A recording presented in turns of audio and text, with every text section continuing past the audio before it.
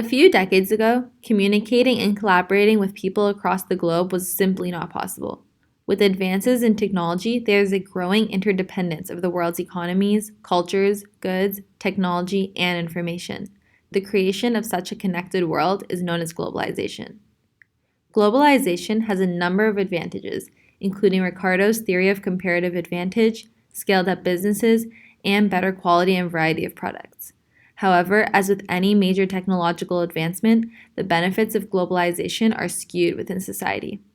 In this video, we will explore the risks developed countries face as a result of globalization. Negative factors arise from competition resulting in job loss, the fragility of an interconnected system, the spread of international pandemics, billions of dollars lost to stolen intellectual property, and the destruction of the environment as a result of overproduction. All in all, we are arguing that information technology-enabled globalization is bad for people in developed countries. As the world becomes increasingly connected, the ability to coordinate production and transport goods across the globe has become easier. This has allowed companies to expand operations to countries across the globe in hopes of expanding profits and providing better services. For example, companies in developed nations can now easily export manufacturing to countries like China, India, and Bangladesh, where the cost of labor and raw materials is less. This expansion is often perceived as being good for consumers in developed nations due to faster and cheaper products and services. However, this mindset is beginning to change as it becomes increasingly obvious that the benefits of globalization are only being awarded to a select few. For example, GM, once one of the major employers in Oshawa, began shutting down operations in May 2017, causing a direct loss of approximately 3,000 manufacturing jobs.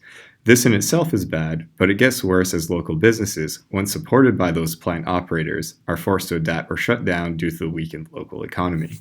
Of course, this extends beyond automobile manufacturing as companies continue to compete for lower costs. An article in the LA Times estimates that over 3.36 million jobs were lost due to globalization since 2001. One could argue that this loss of jobs opens up the possibility of creating better jobs for the nation, but this is only partially true. The article continues on to say that most of the income was redistributed to corporations in higher profits and workers with college degrees in the very top of the income distribution. This means that the people that suffer the most are often uneducated, middle-class citizens that will have difficulty adjusting. Or, said differently, globalization is doing nothing but helping the rich get richer. Not only does globalization lead to job loss, it allows governments and enterprises to connect in ways previously not possible. But the benefits of such a well-connected world does not come without a cost.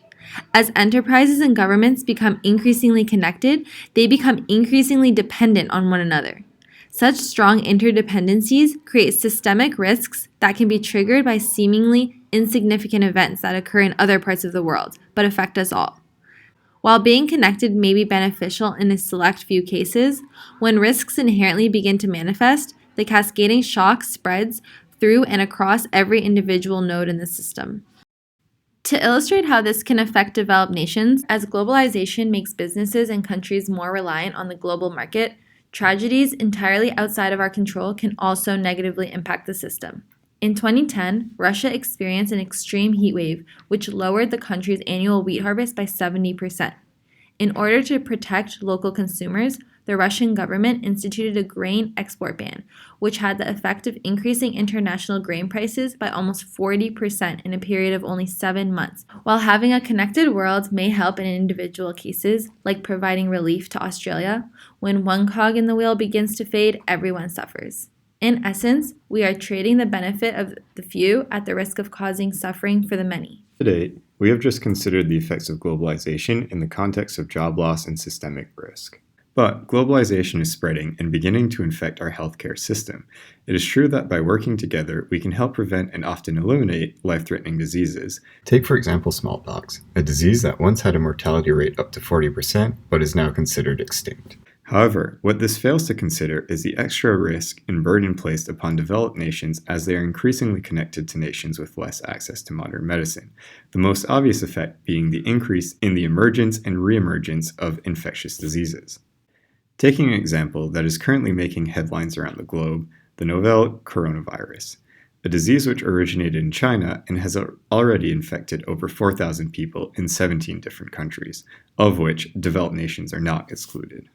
This issue is best summarized by Dr. Tedros, the Director General of the World Health Organization. Outbreaks are a fact of life, and the world remains vulnerable. Global health is only as strong as its weakest link.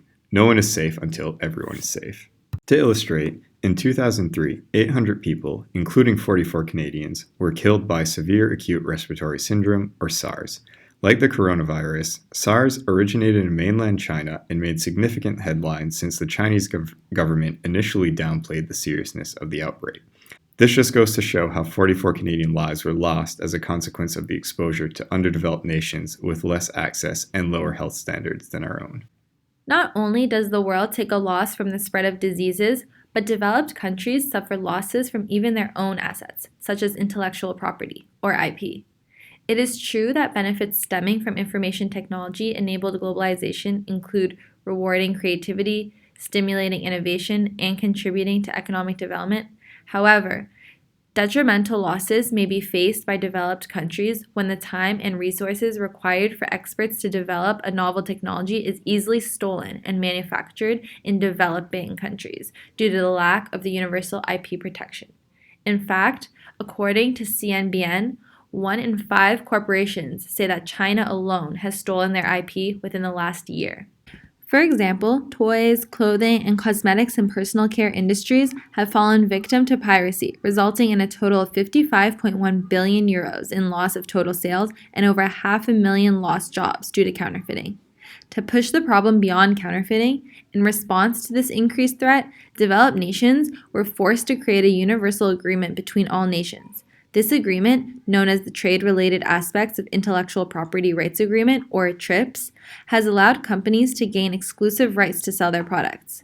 This has resulted in the polar opposite of counterfeiting, where companies can more easily create monopolies over their products. For example, since TRIPS came into effect in 1995, the price for patent drugs has increased by up to 75%, having a direct effect on us, the consumer. With the rapid increase in globalization, we have still failed to strike a balance between IP protection and overprotection. Finally, globalization is also heavily contributing to global warming.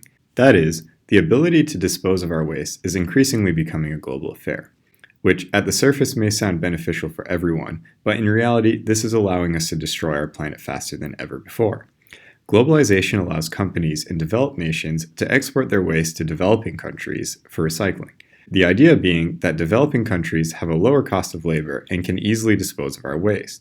According to an article in Science Advances, in 2017, when China, one of the biggest importers of recyclable materials, banned shipments, an investigation showed that much of the waste being shipped to China was being illegally dumped or improperly disposed.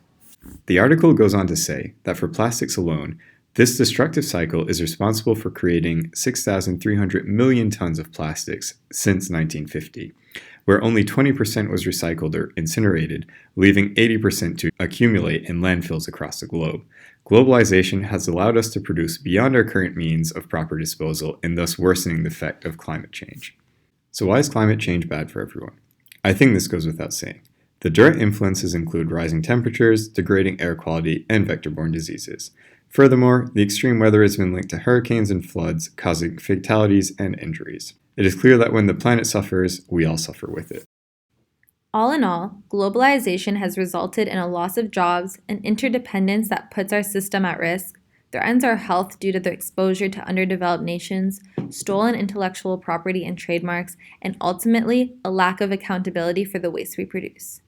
It is becoming increasingly clear that people are starting to see the negative effects of globalization. In fact, as of 3 days ago, January 31st, 6 p.m., the UK has broken ties with the European Union, in part due to the growing concerns of globalization. To conclude, Trump, though obviously having massively benefited from this inequality, appeals to the masses when he disingenuously states, "Skilled craftsmen and tradespeople and factory workers have seen the jobs they loved shipped thousands and thousands of miles away.